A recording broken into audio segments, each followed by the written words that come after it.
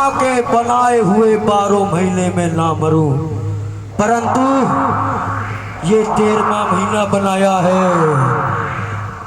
जिसको पुरुषोत्तम मास कहते हैं। छल दिया है मेरे साथ।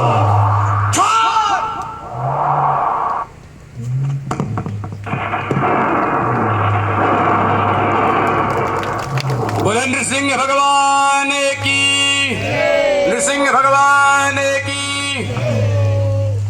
नृसिंह भगवान बहुत क्रोध में हैं। हिरण्यकश्यपु का वध कर दिए। हिरण्यकश्यपु ने ब्रह्मा जी से अनंतों वरदान को मांगा था। सारे वरदान को सार्थक करते हुए भगवान ने हिरण्यकश्यपु का वध करके भक्त प्रहलाद की रक्षा की। इतने क्रोध में भरे हुए हैं, उनके क्रोध को देख करके सब लोग हाहाकार करने लगे, त्राही त्राही करने लगे।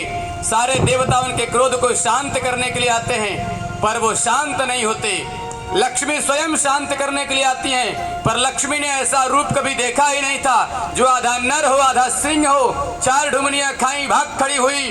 अब कौन इनके क्रोध को शांत करे? सब लोगों ने करुणावतार देखा था, क्रोधावतार किसी ने नारायण को देखा ही नहीं था। चारों तरफ उनके क्रोध की ज्वाला से सब भस्म होने लगा। तब देवताओं ने धीरे से भक्त प्रहलाद को आगे किया, जिनके कारण भगवान ने नृसिंह का रूप धारण किया है। यही क्रोध को शांत कर सकते हैं। नृसिंह के पास जाकर के भक्त प्रहलाद ने भगवान के चरणों में गिर करके प्रणाम किया। नृसिंह भगवान ने उठा करके भक्त प्रहलाद को अपने हृदय से लगा लिया और अपने गोदी में बैठा लिया।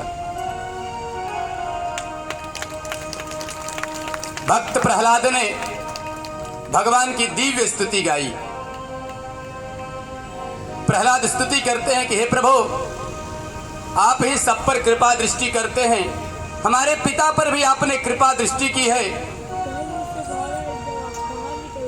मैं आपको कोटि कोटि बार प्रणाम करता हूं। आप भक्तों की रक्षा के लिए समय समय पर आते हैं। हमने कल ही बताया था कि भगवान किसी दैत्य को मारने के लिए नहीं आते। किस लिए आते हैं? विप्रधेन सुर संत हित, अपने भक्तों की रक्षा करने के लिए भगवान आते हैं। आप भक्तों की रक्षा करने के लिए आते हैं। प्रभु, मैं आपके चरणों में दंडवत प्रणाम करता हूं, बारंबार प्रणाम करता हूं। भगवान प्रसन्न हुए। सुंदर सिंहासन पर प्रहलाद को बैठाया भगवान ने, और सिंहासन पर बैठा करके भगवान ने कहा, भक्त प्रहलाद तो मुझसे